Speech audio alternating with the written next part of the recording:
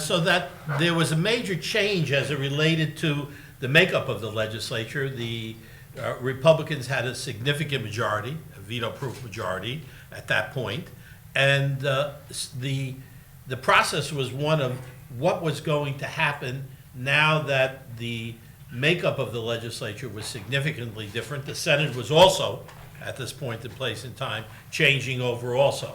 The Senate leadership changed. Don DeFrancesco became the Senate president. And we had a legislature now that was all Republican in high numbers after the 91 election.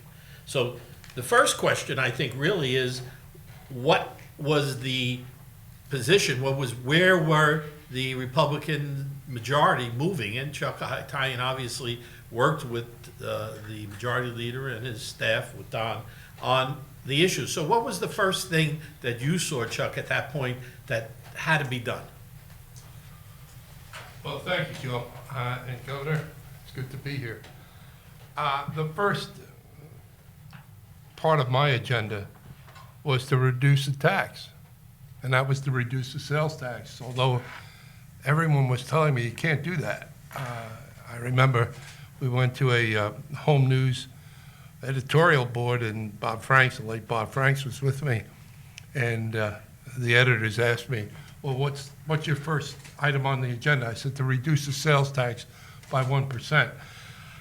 Bob Franks almost fell off his chair because he did not expect that, nor did I tell him I was going to propose that. It was the first time I came out with that as an issue that we would run on in preparation to hopefully take control.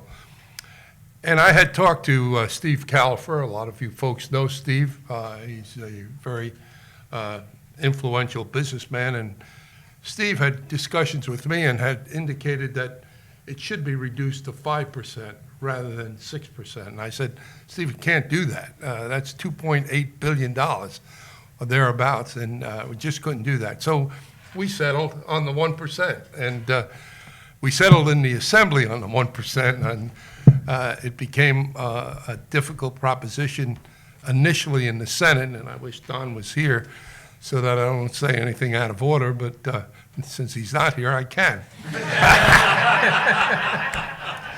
So we proceeded, along with the help of the Majority Leader and Don Seco, to make Assembly Bill 1, AR 1, as our sales tax reduction. And we passed it. It was the first thing on our agenda. There were many other items that we were looking at, some of which were taxes that were put into effect in 91 and 90 and 91 that a lot of our constituents and constituencies around the state wanted reduced or eliminated. And that was a second major item to look at all of the taxes that had been instituted, and that really fell on Don Seco and his staff, which was our staff, and they did a great job because we did produce, when we got in, a budget that Governor Florio's team had indicated would be about $16 billion, and we were able to reduce that with the sales tax reduction to $14.9 billion. And then we can talk about the veto of that budget and whatnot as we go on. Okay, maybe some reaction back from the administration as it related to the passing of the sale tax reduction that took place in May of, it actually passed on April 2nd, both houses of the legislature. At that point in place in time, Sammy, you were the treasurer. What was your reaction and the feedback? Chuck Italian and I screamed and cursed at each other in his office one night about this issue, and have remained friends ever since. They were elected to reduce taxes.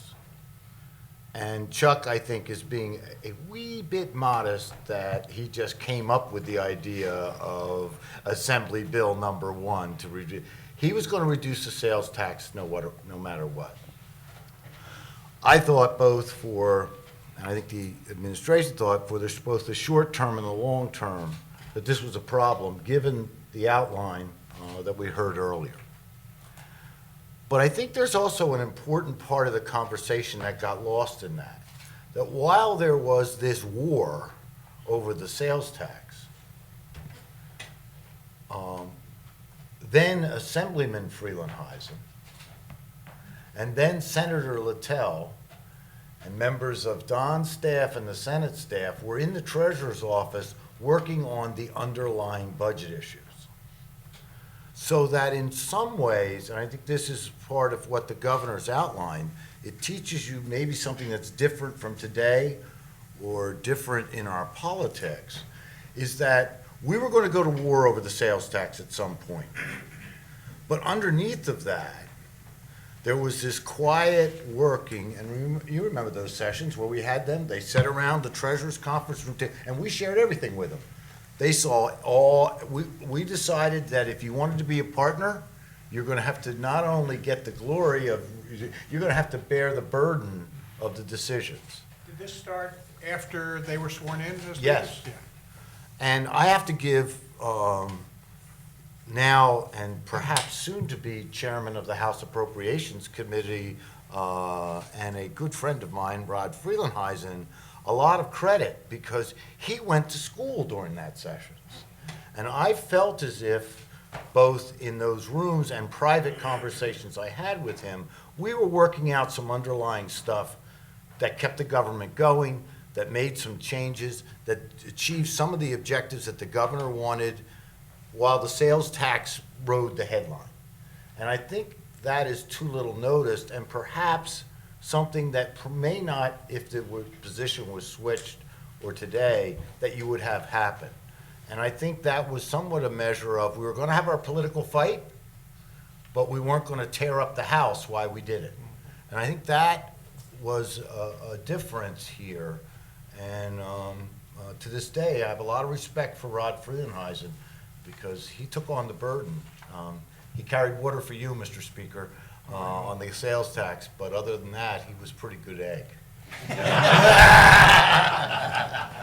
I could share an insight, this was an experience that I learned something from, that I had a number of commitments from Democrats to override the veto, to not help override the veto. They all went south. One in particular, the day before the vote, pledged to me that he would support my position. The next day, the pledge disappeared. So I learned something out of it. Not a surprise. That was part of the learning process that all of us went through as it relates to sometimes people changing their votes at the last minute. But Joe, we didn't need the Democratic votes. We knew that right from the get-go. I mean, we had 58 votes. All we needed was 54, so there was no reason to negotiate with anyone, quite frankly, on the Assembly side.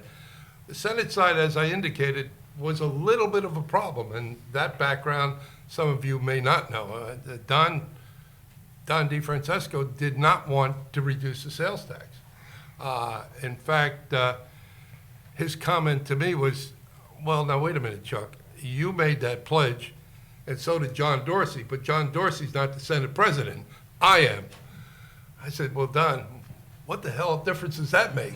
You know, we ran on it. We got overwhelming majorities in both houses, veto-proof majorities, and you're telling me now you don't want to reduce the sales tax.